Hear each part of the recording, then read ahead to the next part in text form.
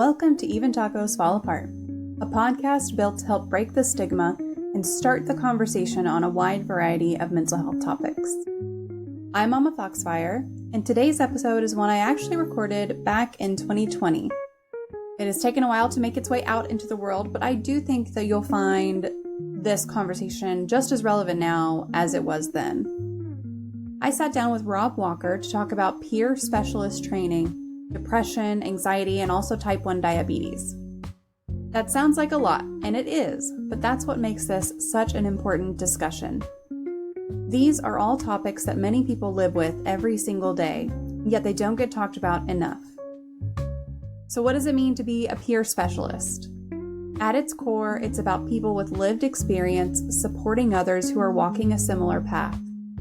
That could mean someone who's been through depression or anxiety, or someone who's managed a chronic illness like diabetes, sharing their story in a way that helps someone else feel less alone. Unlike traditional clinical support, peer support is grounded in saying, "I've been there too," and that simple truth is incredibly powerful. Rob has been doing this work in Massachusetts, where he's helped to train and support a workforce of peers across the state. When the pandemic hit, he and his colleagues recognized that support couldn't just stop. They built training for how to do peer support virtually, over Zoom, over Discord, over Teams, and ended up training thousands of people worldwide. That adaptability shows how vital this work is. We also get real in this episode about depression and anxiety. Rob talks about what it's actually like to live with those diagnoses. The fatigue, the irritability, the times when depression became so severe he experienced hearing voices. These are symptoms that too often get brushed aside or misunderstood. And I think his honesty gives a clearer picture of what it's like for those living with it day to day. On top of that, Rob has lived with type 1 diabetes since he was 15. Managing a chronic physical condition alongside mental health challenges is exhausting. It means paying attention to sleep, diet, stress, and knowing when things are starting to slip. It's the kind of ongoing work that doesn't get acknowledged nearly enough, and I appreciate how openly he talks about it here. This episode is also about finding meaning and purpose through lived experience. Rob is clear that the tough times he's been through weren't easy, but he's found a way to turn them into something that helps others. And that's the heart of peer support. It's not about replacing therapy or medication, but about adding another layer of connection and understanding. If you've ever wondered how to better support people in your life who are struggling, or if you've been searching for a reminder that you are not alone in your own challenges, I think this conversation will hit home. Rob is thoughtful, honest, and not afraid to share what life has really looked like for him. With that, let's jump into the interview. Here's my conversation with Rob Walker. I think I might have fixed it. It was on my end. Listen, what did I say? I was just saying all the time, if something with technology can go wrong, it's going to go wrong for me. That's awesome. I was not kidding. That was definitely not an exaggeration, because literally just a moment ago, we had all of this. We did audio checks. I swear to you guys, I actually did audio checks and everything. Matt says hello, Rob. Hey, Matt. So you guys, I'm super excited today. Thank you for joining us for another Mental Health Monday conversation here. We are joined by Rob Walker, who's a father of 3 grown daughters and a rescue beagle named Hank, who I'm excited to talk about here in just a little bit. He lives in a suburb of Boston, works for the Massachusetts Department of Mental Health, bringing the voice of the people with a diagnosis to the table to influence policy and programs, which is something that is really super cool. He also works with the peer workforce in Massachusetts and is an advocate for older adults with behavioral health issues.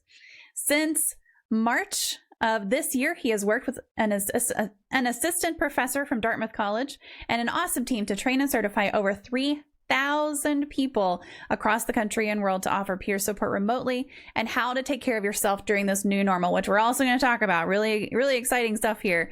Rob has received a number of different diagnoses over the last 50 years, but right now he is sticking with major depressive disorder and anxiety. He has also had type 1 diabetes for 48 years. I'm going to pop his Twitter a link to the digitalpeersupport.org website and also his email. So if anyone is interested in contacting him for anything, you can hit him up on any of those areas, and feel free to do so. But thank you so much for joining us here today, Rob. I really appreciate you taking the time. Thank you. Do I call you Miss Mama or Ms. Fire? I'm not sure. You can call me MommaFoxFire, whatever you want to call me. Is just, hey, you, listen. Thank you. I'm excited to be here. I answered everything.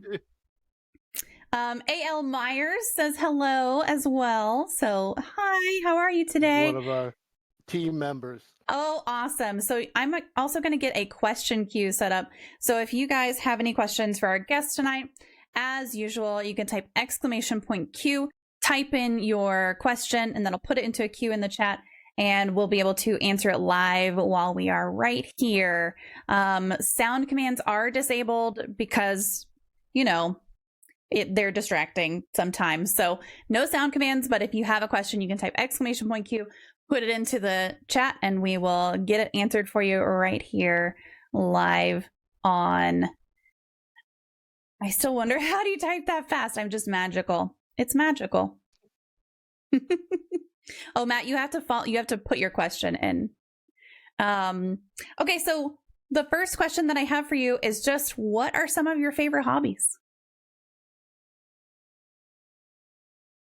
This was a hard question because I think that people who know me know I'm sort of a workaholic.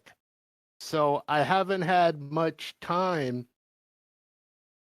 for hobbies, but I would say my hobbies are working on my house, home repair, and we bought a cottage that I'm fixing up by the shore of in Maine. So I spend a lot of time up there, and because of the pandemic, I spent a lot of time working from home up in Maine. So that was fun. So I guess it's travel when I could, and doing home repairs and working with my hands. Yeah, very cool. That's one of the things that eating. And I would eating. love to say I love cooking, but I think eating wins over cooking. What's your favorite meal? What's my favorite meal?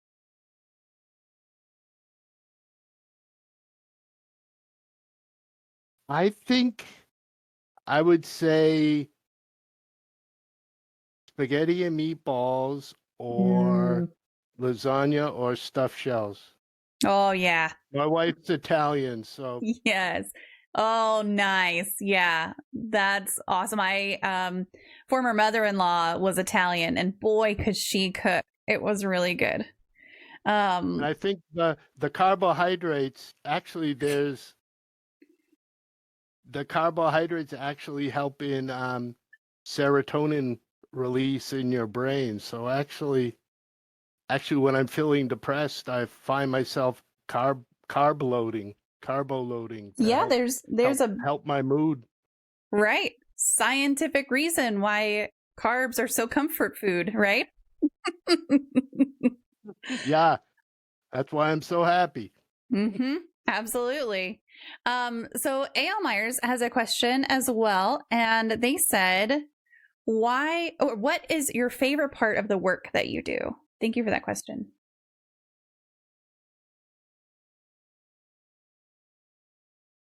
My favorite part is actually now working with student interns, and working with interns who are going into professions like social work, like masters in public health, like public health administration, and who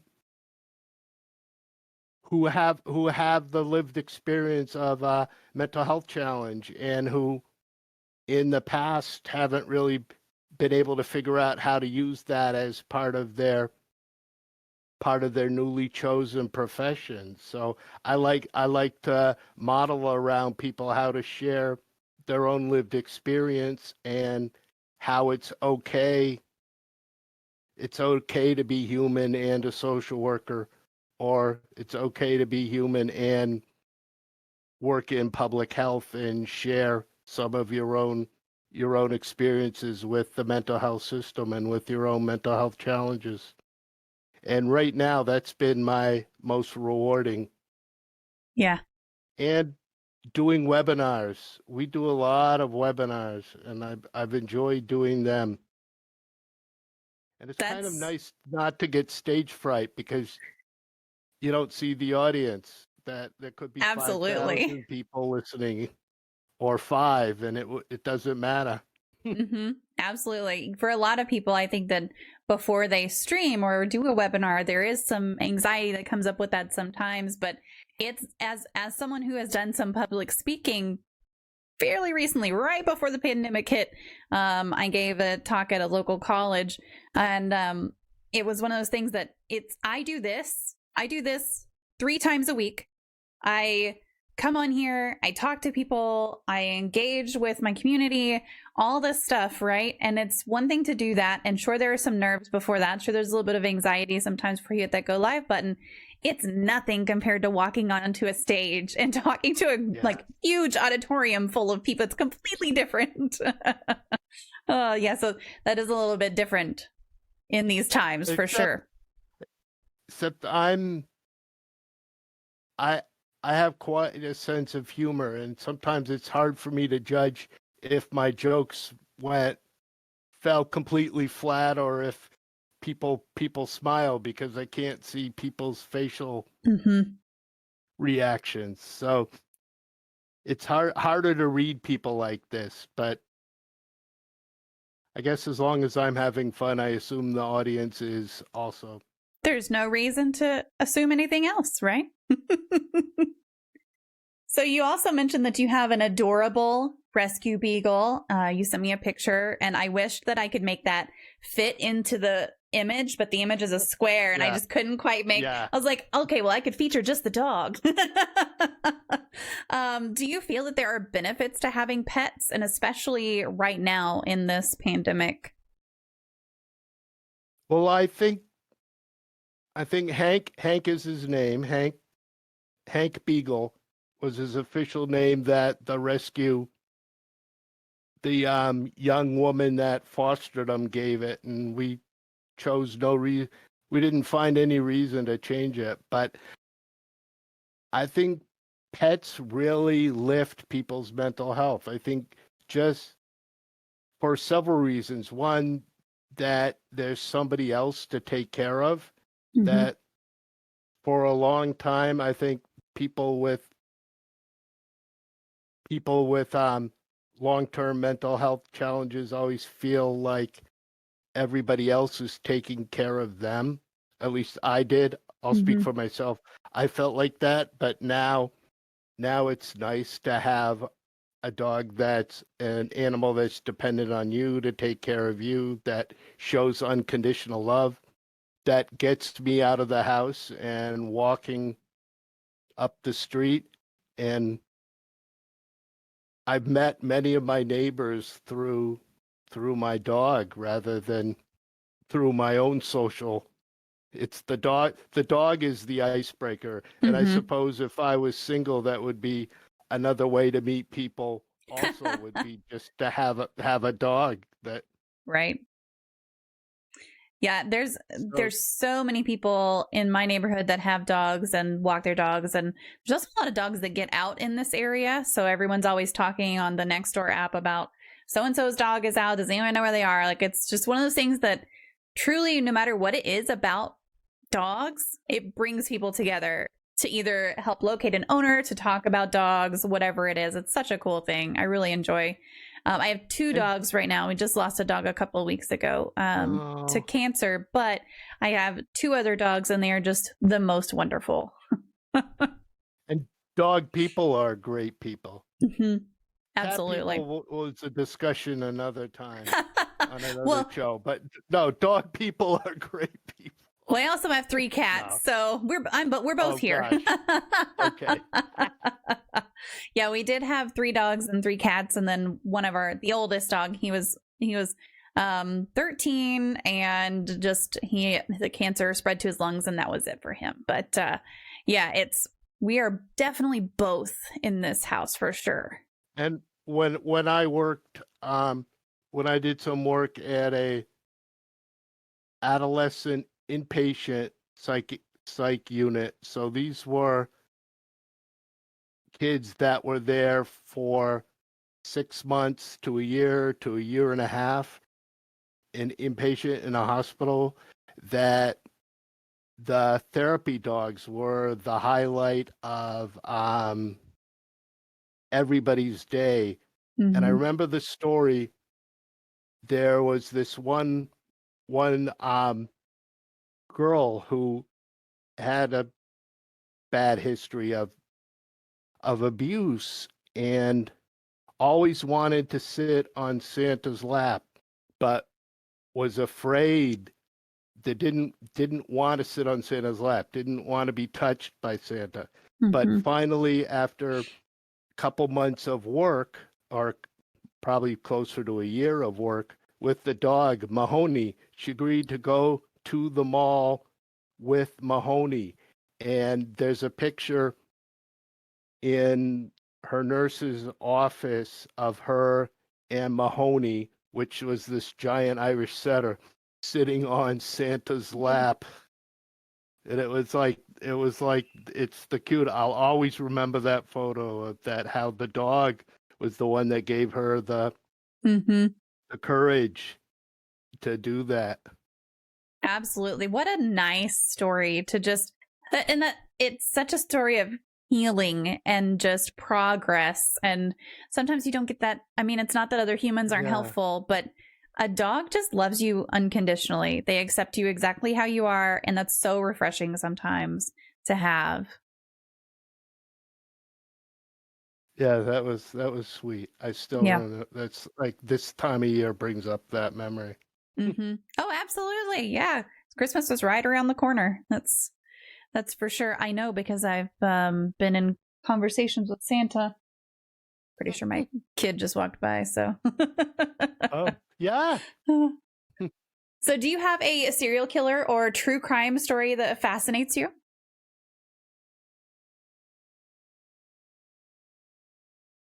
Not really. My daughters listen to all the true crime podcasts, but I'm more of a Criminal Minds kind of guy. So I've watched that from the very beginning.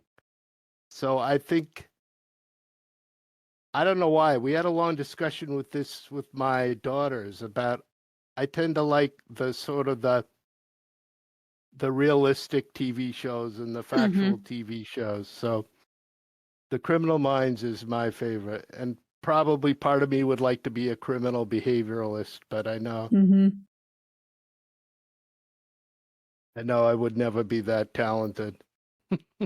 Well, it's so neat to look at the science behind, how they do all of those, how they make all those predictions, how they put together a profile. Did you watch, so you watched Criminal Minds. Did you watch Mindhunters? Or Mindhunter? So just one singular? No. It's on Netflix. I think it's on Netflix. Highly recommend. Yeah. If you like Criminal Minds, it's a tiny bit more serious than Criminal Minds, but it is still a TV drama kind of crime. It's a very well done show. I'll have to get my daughters to give me their password. Yeah, there you go. For Netflix. Yes, absolutely. Yeah. So you administer the peer specialist training contract with digitalpeersupport.org, which I put into the chat earlier. I'm just going to do that one more time. Let me put this website into the chat right here. So this is the website that we're talking about. If anybody would like to go and see, can you give us the background of that and how you got started with them and what have been your biggest takeaways or lessons that you've learned as a trainer? Well, so that you're partly right. So I work for the state, and in each state in the country has their own way of administering the certified peer specialist training and certification. So peers are people with lived experience, people with experience in the mental health system or experience with being given a diagnosis, a mental health diagnosis, who get training on how to tell their own personal story with intent and purpose, and how to share their own lived experience. So it's somebody that can say, yeah, I understand. I've been there. I've been through something similar to what you've been through. I know Mm-hmm. what it's like to have to be hospitalized and have to explain it to your friends. And Right. I know what it's like to hear voices. I've heard them too. So in Massachusetts, that the the state Department of Mental Health administers that contract, and we contract out to a provider to offer that training. So I do a lot of work to make sure the training is up to what we need in Massachusetts and what people need, what the people we serve, the people that get mental health services in Massachusetts need. Mm-hmm. And since March, sort of independent of that, we found out nationally across the country that because of COVID, there were peer centers being shut down because people only thought that peer services could be delivered live. So Mm-hmm. I got together with Professor Dr. Karen Fortuna at Dartmouth College and some of our team and said, well, you know what?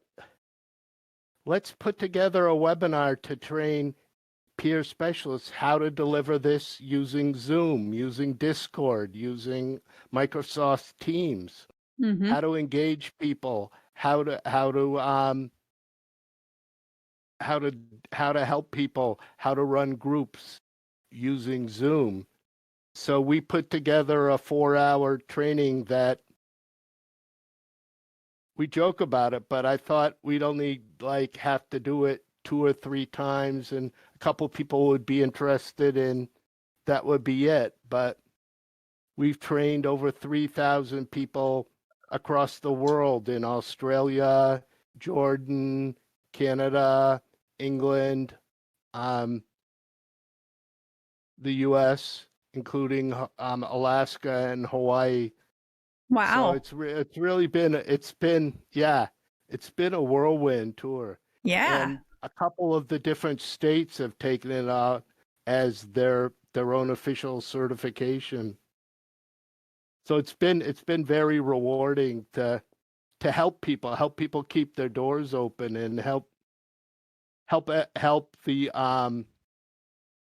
the rest of the mental health profession realize that it can happen remotely too. Absolutely. And that's such a cool thing, that you were able to help adapt like that. Yeah, Uh, it was. Go ahead. It's been fun. Every time we give the webinar, it's been fun, and we've also done one called SOAR, serving older adults remotely. So it's really how to work with older adults, because I think as people have found out during the COVID crisis that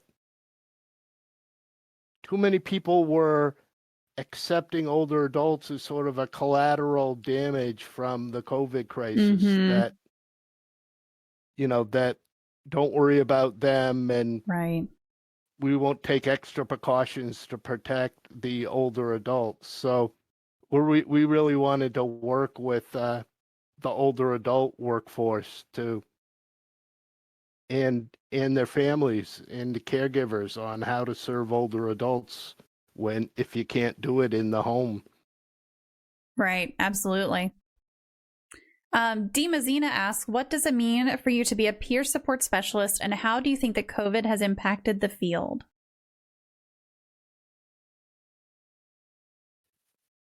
What does it mean? Well, what does it mean to me personally is that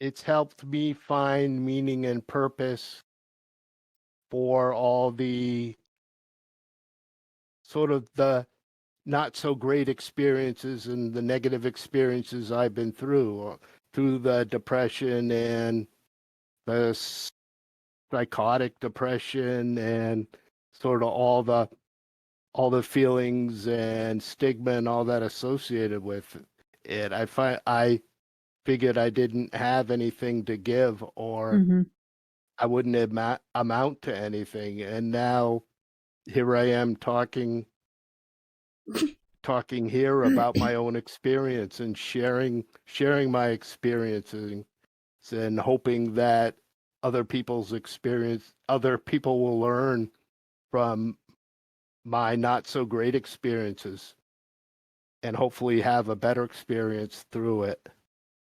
So that's what it means. What was the second half? The second part of that you touched on briefly, but the second part of that was, how do you think that COVID has impacted the field of peer support specialists? Well, I think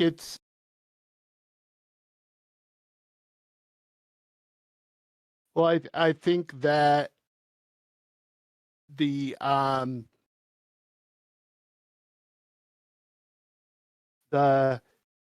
trying to think, the administrators across the country realize that peer specialists are still a valuable part of the behavioral health workforce, and that lived experience is still needed during the time of crisis.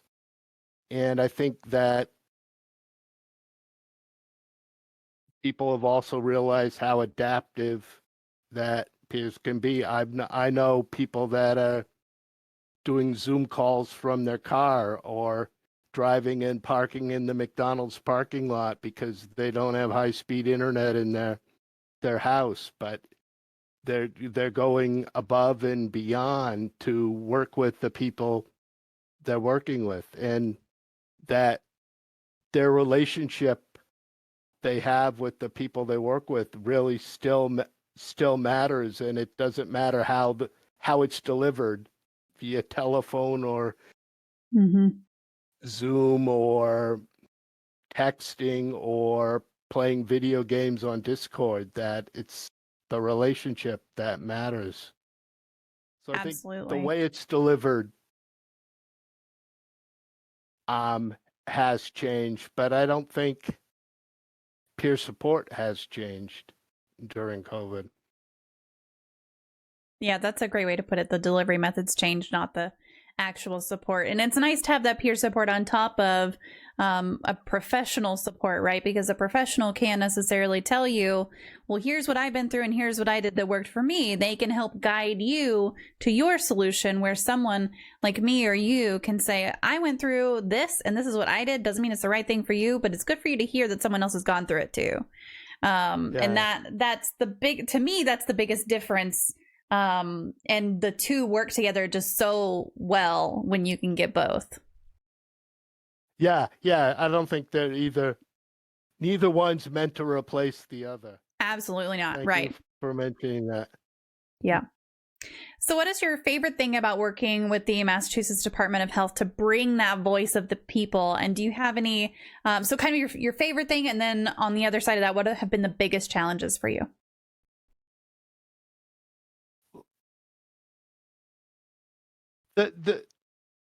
My favorite things are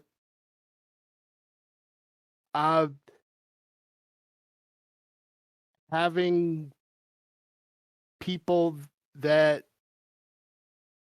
are clinical professionals, having them surprised sometimes at the insight that the people that are receiving services bring to the table, and that the ideas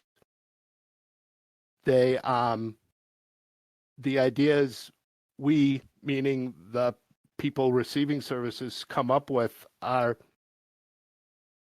somewhat surprising to them and are more insightful than they ever manage. And you can see people, and I don't fault them for that. It's just what people are trained in school and taught in school and mentored. But it's funny watching people sort of change from, oh, okay, I'll just, they're on the committee, we check the box, we'll just let people say what they want to say, to like further on in the project saying, oh wow, that's a great idea. What else can we change? What else do you have to say on this? Because we bought people to make decisions on, on high dollar contracts and high dollar program changes and things like that we're the experts. We're the one receiving the services. And it's nice that people are finally realizing that, yeah, maybe we know what would work and what wouldn't work. So that's been the happy part. And I guess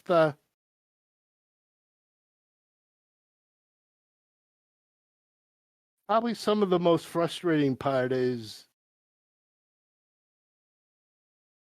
the use of still very clinical language that really, to me, and I think and probably to others, is like a real put down. He's a schizophrenic. She's borderline. Don't listen to her. Just those words are calling me a patient. That some of the language, that even though the ideas have evolved, sometimes the language, the clinical language hasn't caught up. It's like, just call people by their name. You don't have to have a label. Right. For them. Yeah. You're not your illness, right? You're not a schizophrenic. You are a person who happens to also deal with schizophrenia. And that's hard. That language lingers so much still in just daily conversation. It's crazy. Yeah, that's a big challenge. I could definitely see that. A.L. Myers. Go ahead. Oof. No, when I used to do a talk at some of the hospitals, and I showed this pie chart. I said whenever I got admitted or whenever I got services in a hospital, when I was ever inpatient, I felt like staff saw me as like 99%, whatever the hell the diagnosis was then, bipolar disorder type 1, blah, blah, blah, and 1%, everything else. But when I look at my life is just like maybe 3% my diagnosis, but I'm also, besides having major depressive disorder, I'm also a father, a brother, a father-in-law, a manager, a friend, a husband. There's a whole bunch of other identities I have that the diagnosis is just one teeny bit of it. Absolutely. 100%. Thank you for that subscription, Laugh for a Purpose. It's good to see you here today. So A.L. Myers says, what do you think are some of the most effective ways that people can get involved in mental health advocacy? I think on the state scene is following the bills, following the budget and the legislative cycle of your own state legislature, and seeing what bills need advocacy and getting involved with an advocacy organization like National Alliance for Mental Illness, NAMI. Most states have, we have one in our state, Mass Association for Mental Health, that they have a whole advocacy arm that keeps up with where the fund, where funding is and all that. And call your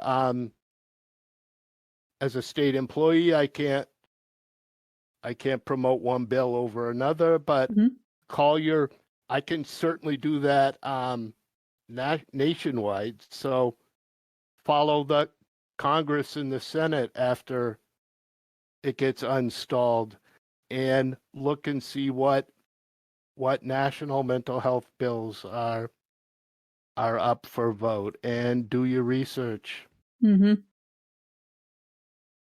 And that's sort of the legislative advocacy. But I think there's also personal advocacy, like reach out to people are having a hard time. Mm-hmm. Befriend your coworkers that nobody else is, that people don't seem to be friends with. Ask people, how are you doing? How are you doing during this COVID crisis? How are you feeling? I'm around if you want to talk. Just text. I texted somebody today, just said, I'm thinking of you. How are you doing?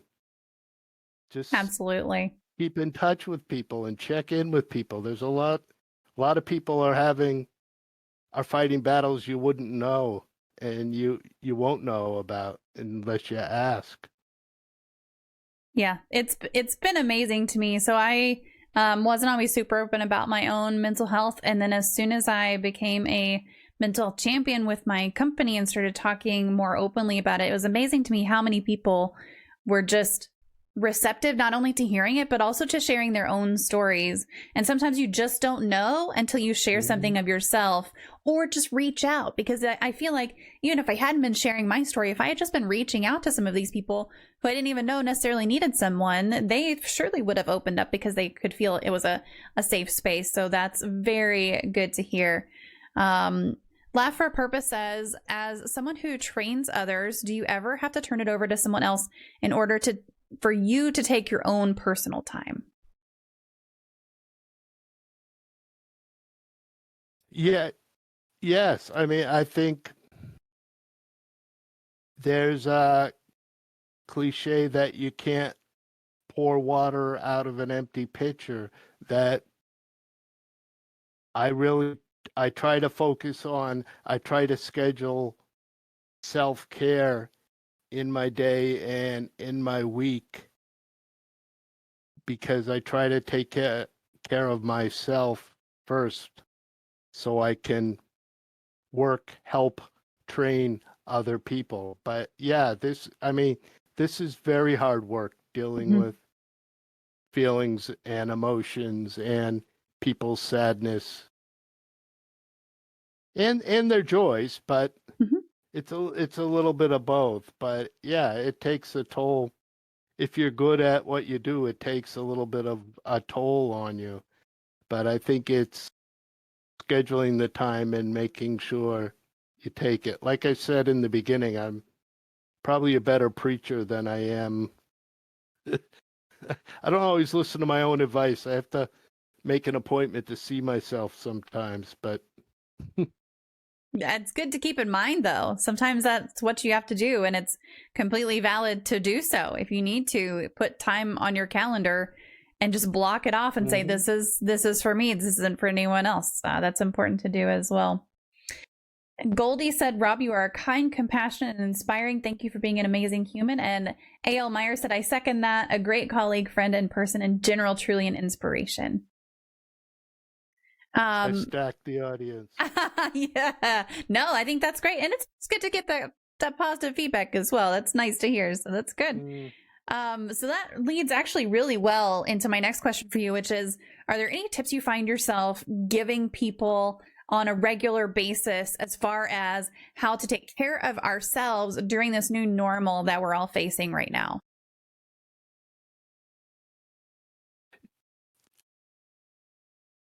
Yeah, the biggest tip I can give is that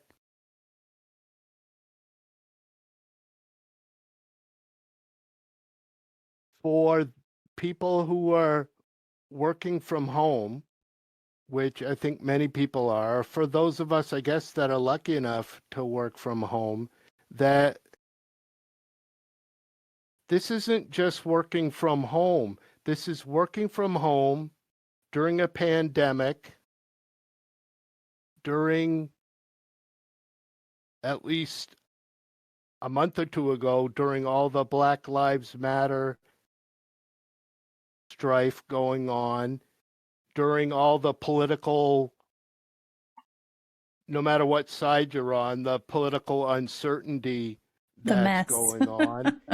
And yeah, and if you have children under 18 and you're homeschooling at the same time. So give yourself a freaking break. That Yeah. this isn't just switching your job from the office to your home. That don't be perfect. There's no way you can be perfect. That I tell people that 70% is good enough for your work. Your boss might disagree with me, but you can't do 100%. You can't give 100% and take care of everything else and try to deal with the pandemic that's in its second or third wave right now. That it's okay. You don't have, this is get out of guilt for free card. It's okay not to feel guilty. You're doing great, whatever it is you're giving. I feel like I need to have some get out of guilt free cards made. That's an awesome phrase. Yeah. Because it is. That's the hardest part, is you don't have to do 120%. You can't. It'll kill you. And I think the thing too is scheduling time. If you're a scheduler of meetings, don't schedule them back to back. Don't have one meeting that ends at 10 and then the next one starts from 10 to 11 and the 11 o'clock meeting ends and you get one from 11 to 12. That you need to build in breaks somehow in your schedule if you have control over it at all, between meetings, between these Zoom calls, that it's that they're very exhausting, and Zoom fatigue, for instance, is a real thing. Yeah, absolutely. I try to schedule, when I'm scheduling meetings, I try to schedule them for starting 5 after. And it's hilarious to me how many people will show up, 3 minutes before the meeting time. So they'll show up at, 1:02 instead of 1:05. And they'll be like, I'm sorry, I'm late. And I'm like, no, you're not. You're actually early. It's fine. You got 3 minutes. If you need to go get some more water, refill your coffee, go to the bathroom if you need to. And everyone's like, wait, what? It's hilarious to see how many people are genuinely confused and then genuinely pleased that they have that 2 to 3 minutes left to go get a refill or to go visit the restroom. It's really funny and a little sad. It is. But that feeds in really well. Oh, so I want to mention this, that Bite Mark said as well. She said, I feel like I always hesitate to reach out because I worry people will be annoyed, but then I think about how many times I wish someone would have sincerely asked me if I was okay. Yes, I get that totally and completely. But that feeds into my next question as well, which is going to be about chatting platforms like Zoom and meetings. Have you seen any negative or positive impact of the increased use of video chatting platforms, such as what we're doing right now with Discord or things like Zoom or FaceTime or anything else like that during the pandemic? I think so for me, being someone who's sometimes a hermit and a lot of times sort of introverted, believe it or not, that I feel like I've been training all my life for for this part of the quarantine, for staying at home and interacting via Zoom. But the I think another big advantage is people are more human when they're in their own home doing these Zoom calls. That I've learned more about people and about their pets. Like, I'm disappointed when somebody's cat doesn't crawl over their Zoom camera, even if it's a big, big fancy meeting, that people still show their dogs and you get glimpses of their kids and their pets. And I think that's a true joy, that people are, you're being led into people's lives in a way that you wouldn't before. You just knew them as people in the office. So I think it has some big advantages there. And I think for delivery of mental health services, it also has an advantage that,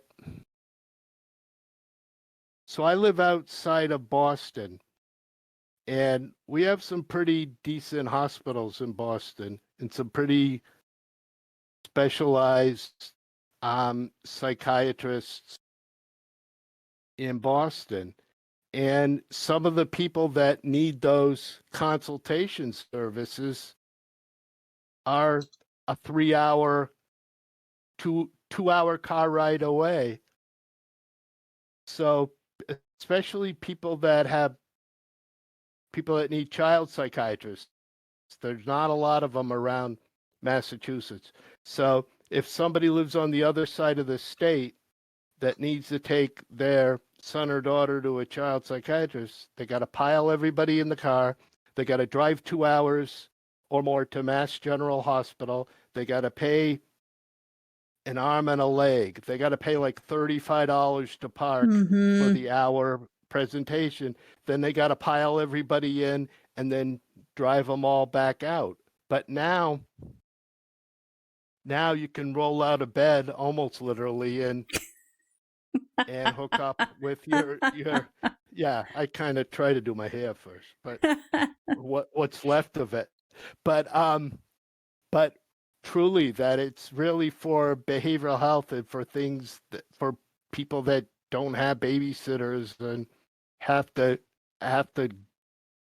go for a long time. It's a way of sort of equalizing all the specialty care in big cities with the people out in the more rural settings for therapy and for, psychiatric consultation. So I think it's been a big bonus for the families. Absolutely. Served like that. Yep. Crunchy Muffin said, I feel so bad for my teacher. She can never get video chat to work. I think that's a unique challenge for a lot of people who are trying to do school from home, and especially teachers trying to do school from home. Anyone trying to do any sort of meeting from home, like all of these technologies are really tapped for what they can be used for.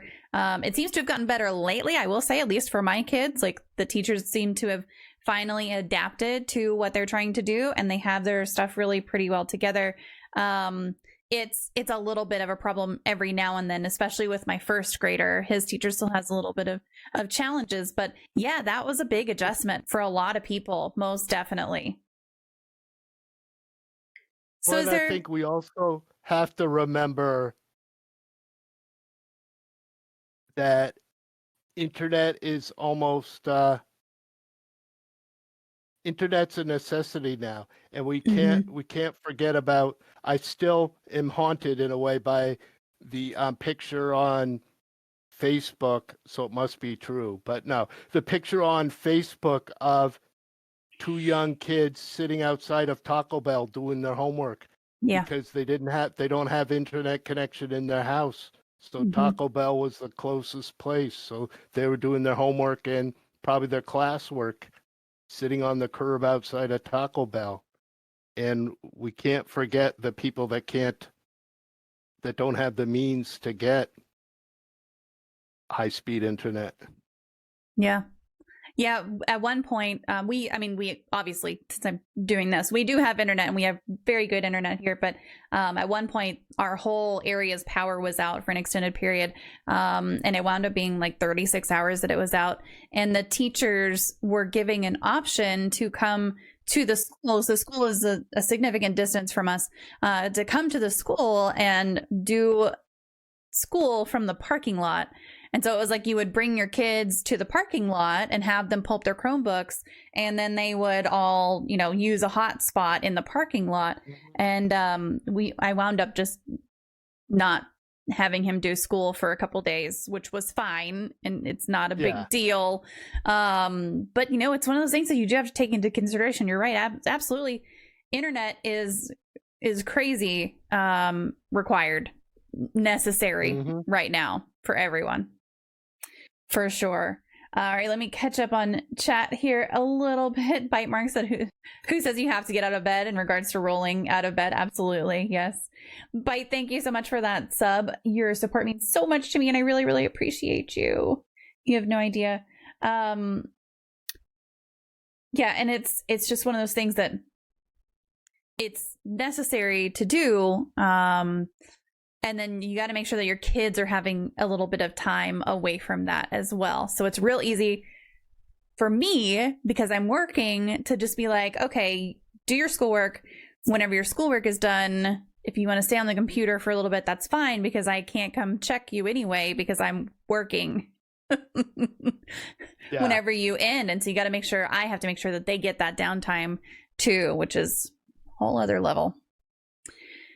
So is there anything specific we should be looking to communicate to those around us as far as friends or family, to both give support to them and to try to make sure that we are receiving the support that we need?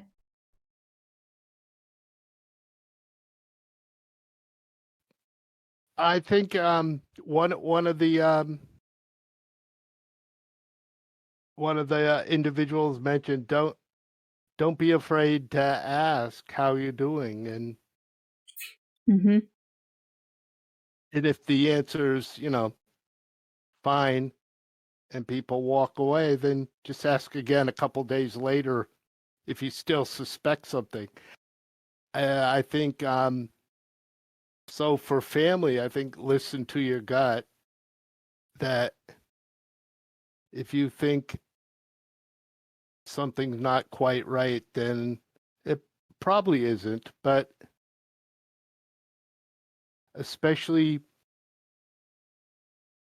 probably more with loved ones, that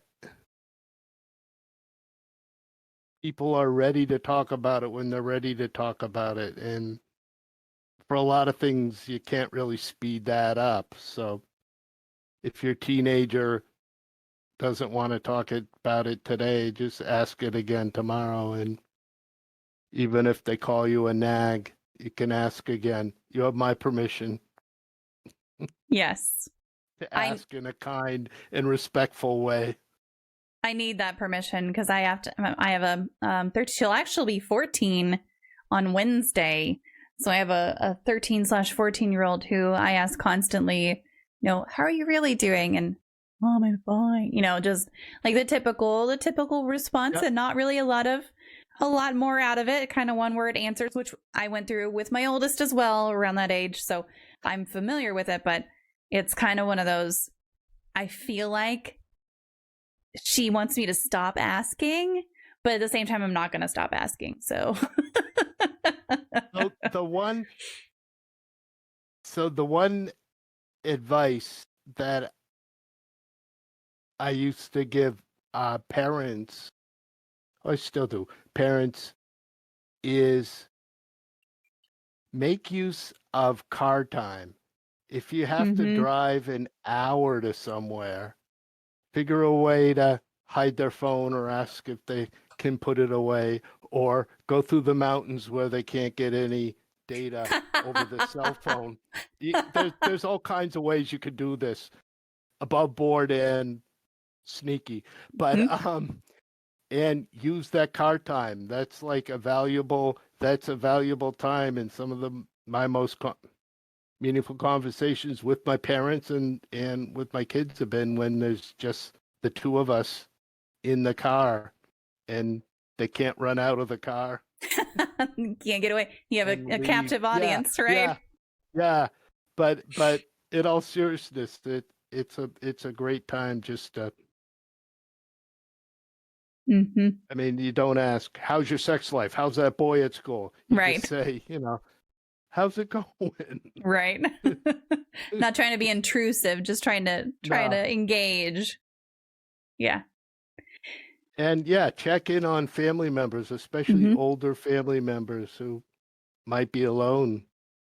And because the holidays, I mean, I don't know about y'all, but my Thanksgiving wasn't the same. There was just 4 of us, not 15 of us. And yeah, it was different this year. The Christmas holidays are going to be the same or whatever. Yeah, Hanukkah's coming up. That's going to be different. It's all different this year. Bite said I actually had a day a week or so ago where my kiddo was in a funk and didn't want to talk about it. So I just had her come sit next to me and hugged her. She rolled her eyes at me. Very typical. But then she hugged me back and then she relaxed in the hug and we ended up just kind of cuddling on the couch for a couple hours. Probably not recommended for coworkers in most cases. True. But still, like that physical affection of a hug, not right now because social distancing and all that.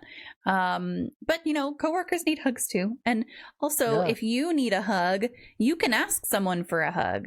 You can ask your kids, say, hey, can I just get a hug? Like I know my youngest, he's 7 and he'll give me a hug anytime I want, unless he's in the middle of a fight in whatever game he's playing on a computer. Fortnite. Yes. He's playing Fortnite. Right. And so if he's in the middle of a battle, like that's a no. But if he's going to come, he'll come after. But he'll give me a hug anytime. And you just have to ask for it. There's so many people who are willing to give you that support that you need if you just ask for it. So you mentioned that you've had a range of diagnoses over the last 50 years. What would you do differently if you could do it all over again with the knowledge that you have now? Or what advice would you give to someone just starting to seek help for their own mental illnesses?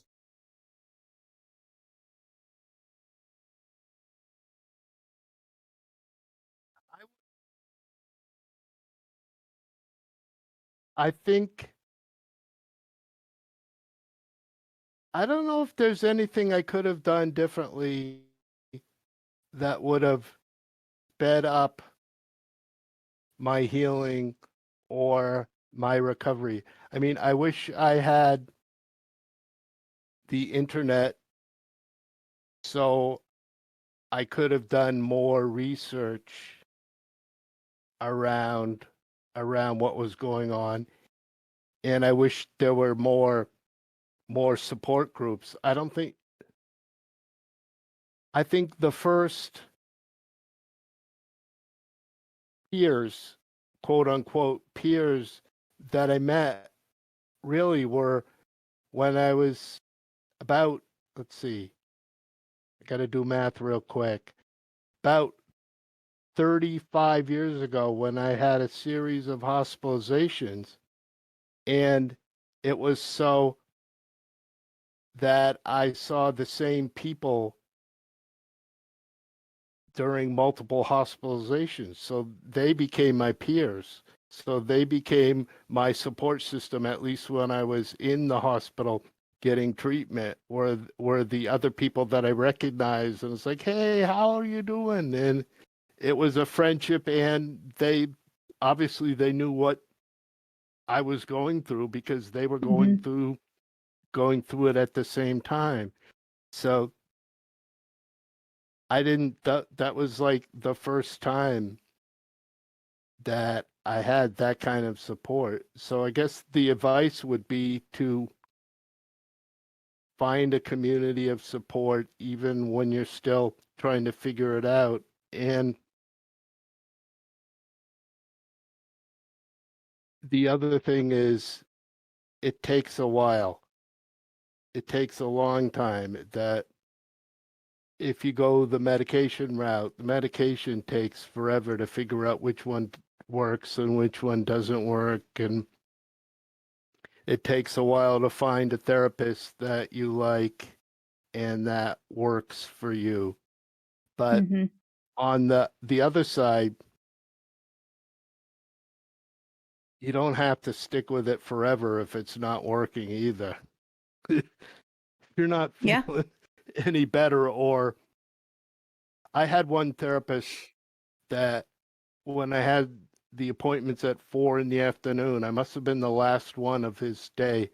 So he used to nod off sometimes during therapy. Oh, So no. I knew after about, I wish I could mention his name. I should. But anyway, but he used to nod off.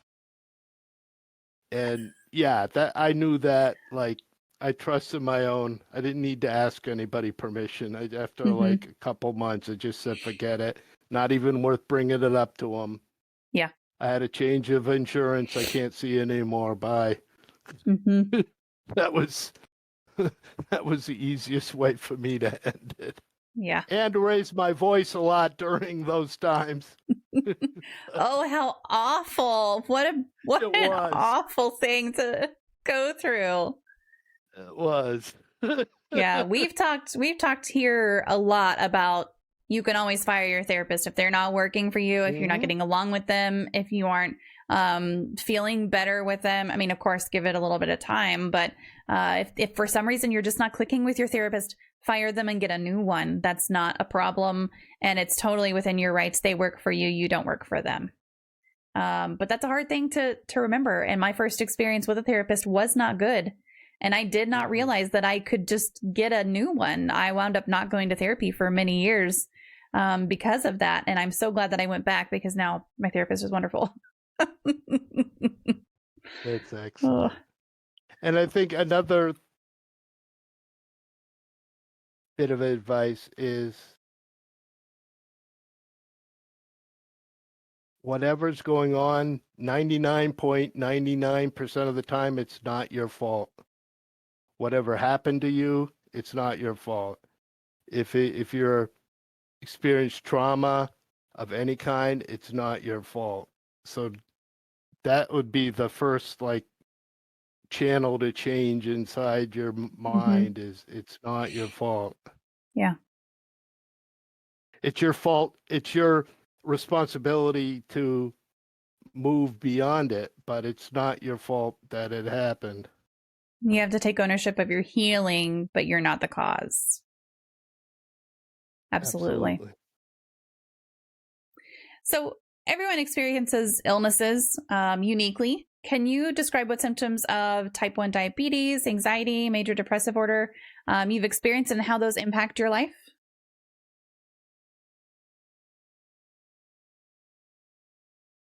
Well, diabetes, the onset was sudden. And so for type 1 diabetes means that your body does not make insulin at all. Your body attacks the cells inside your pancreas that make insulin and destroys them. So it happened when I was about 15 years old. I lost like 50 pounds. Wow. I got up to pee in the middle of the night like literally like 10 times a night. Oh no. Yeah, my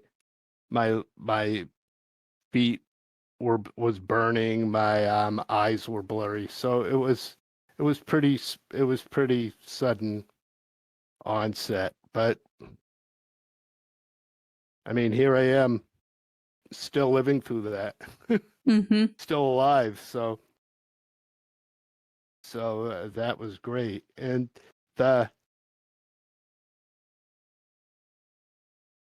I don't know, the depression is just not wanting to get out of bed, always irritable, always fatigued.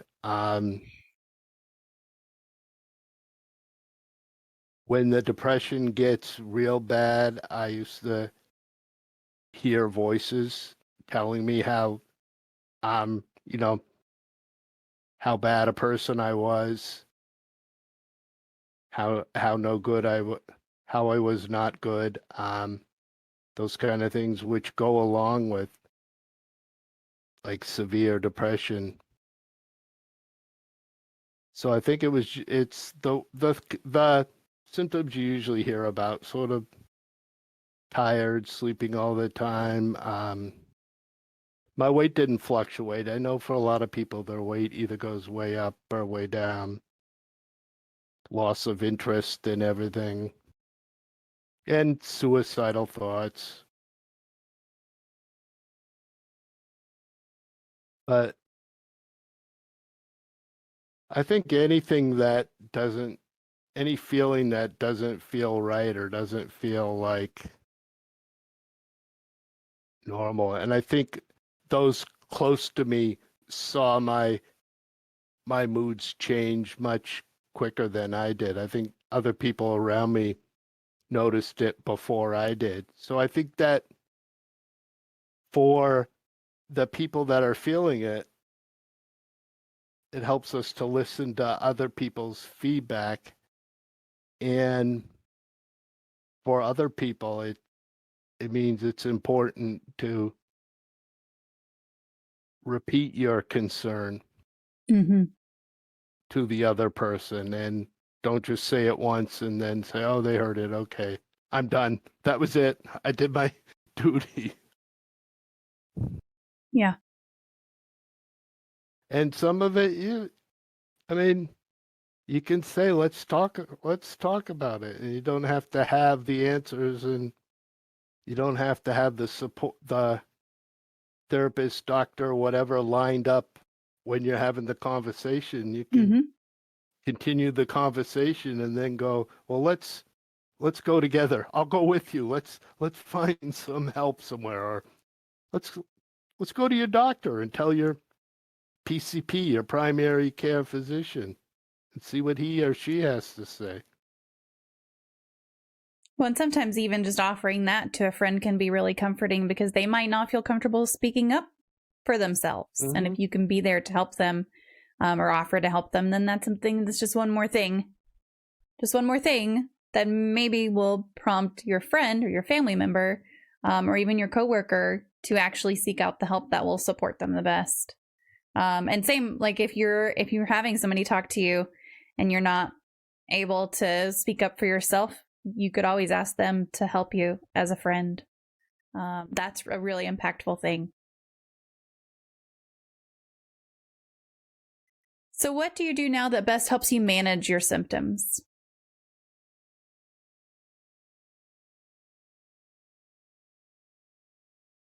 I get a regular night's sleep.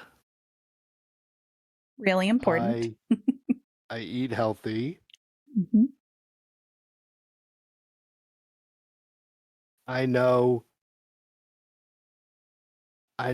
what I need. I know when I'm slipping. So I know that if I stay awake at night, that's a sign that things are going south real quickly. So get some extra help. So I know what I need to do to keep healthy every day, and I know what my signs are when I start to slip, and I know what to do when I Mm-hmm.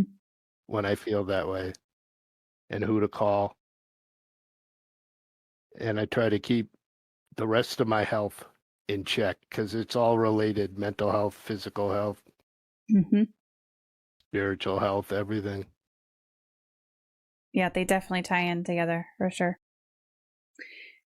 So we talked a little bit about how what you've lived for or what you've lived through and with has helped you relate to others in kind of this peer specialist, peer support role. Have there been any times where your experiences or your background have really helped you connect with someone else directly?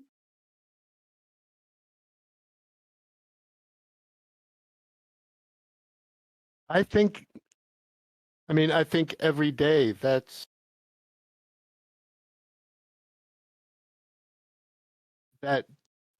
how I connect with people. And a lot of the people in the helping professions have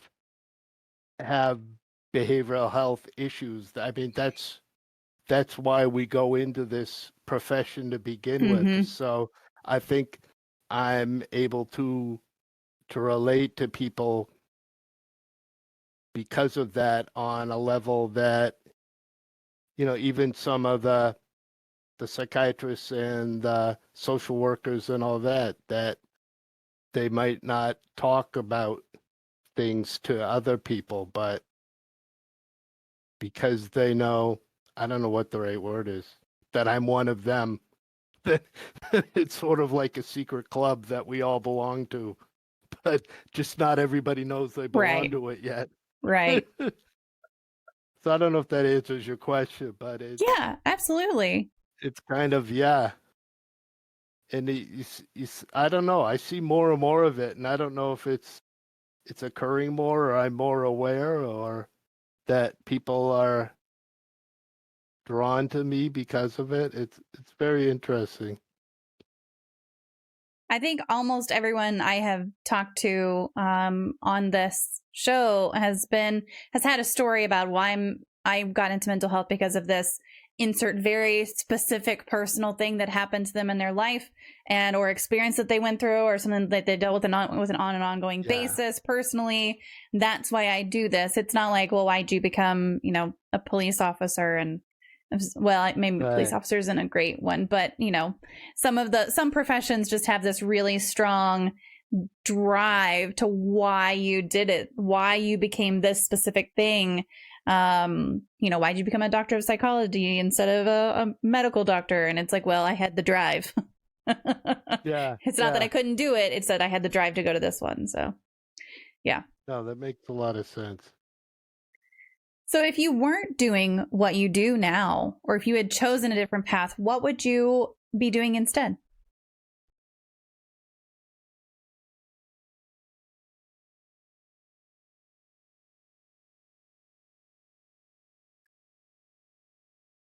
I have no idea. It's funny. I don't know. It's funny you should mention that because I'm 62. It's time to think of sort of what my life after the Department of Mental Health would look like and what I can't just like retire and yell at kids to get off my lawn all day. So I have to this is a deep question. So I don't know what the final chapters of my life are going to be like. I don't know how to answer that. I think it would probably be in advocacy work around mental health. I think it would still be in the same general field, just probably more lobbying and advocacy, which I can't really do. Yeah. As a state employee. Oh, that's a good point. Yeah. If you could be involved kind of on the more political side at the state level, you might enjoy that. Yeah. Yeah. See, I expected you from our earlier conversation to say something like home remodels. I was going to say, I don't think I could be a carpenter. I don't think I'd make any money out of it. That's the thing. Well, You haven't seen what my home looks like. But... Listen, as long as it works. Do the doors all closed? Do the windows all closed? We're good. Okay, so it is time now for the Disney magical moment, and I have to turn this where it isn't going to make everyone have a seizure. There we go. All right, so I have this magic wand, and I'm going to hand it to you through the webcam, and if you get to wave this magic wand and eliminate one common opinion, misconception, theory surrounding mental illness, disabilities, or talking about mental health, what would it be? And this is I bestow this upon you to eliminate that now.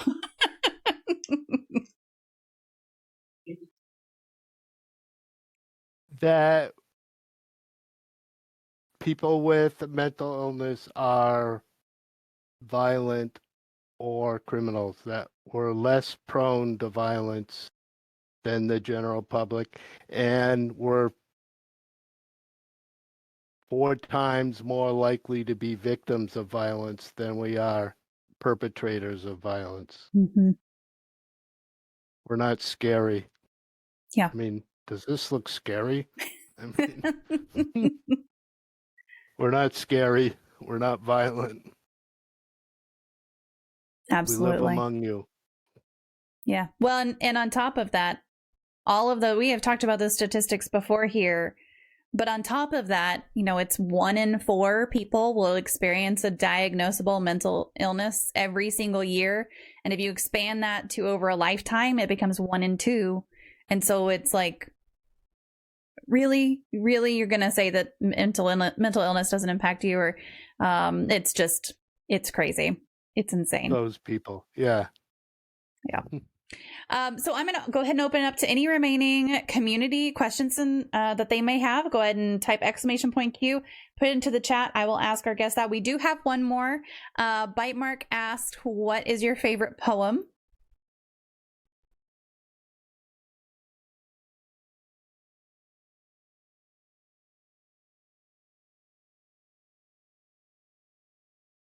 I like the Robert Frost poems because he grew up in New Hampshire, not too far from where I live. But I think that would be like forcing me to pick a favorite daughter. So I'll just say Robert Frost poems. That, you know what? That's perfect though. That's a good answer. It really, really is. Because it's neat that it's kind of local to you, but then he's got such a body of work that it's just great. It's just fantastic. So instead of picking one specifically, I will link everyone to a general book with the poetry of Robert Frost, and it's multiple. How about that? So there you go. With that, like I said, if anybody else has any more questions, go ahead and type them into chat and I will ask Rob. But I will just open the floor to you and say if there's anything that you want to cover, anything you want to throw out there, sites, recommendations, something we didn't cover you want to talk about, I will just open up the floor to you.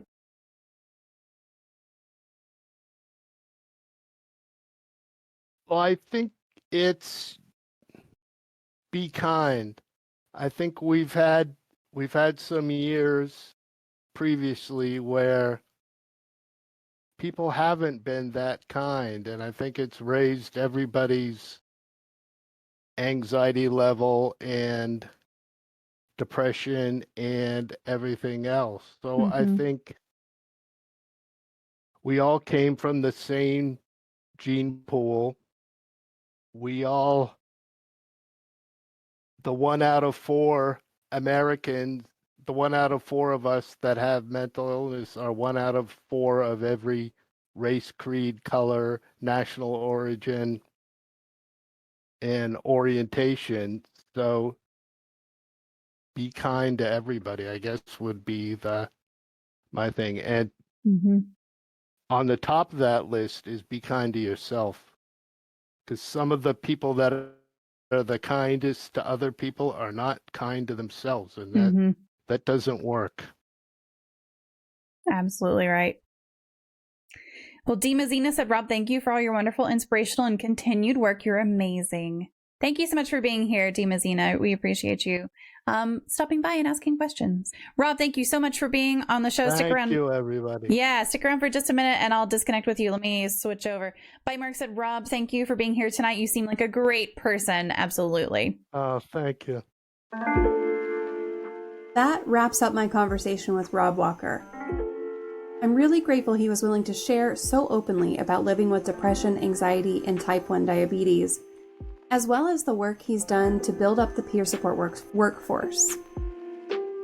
What stood out to me most is how he turned some of the hardest parts of his life into a way to connect with and support others.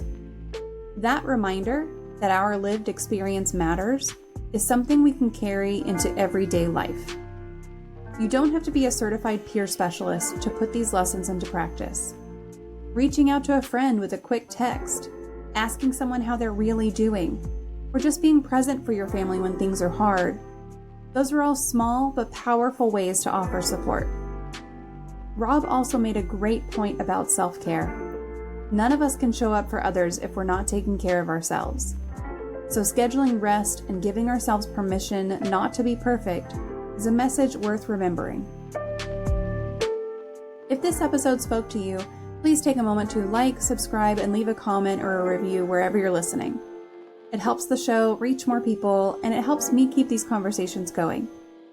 You can also share it with a friend or a family member who might need to hear that they aren't alone.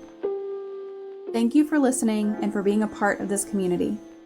Even tacos fall apart sometimes, and we still love them, and I still love you.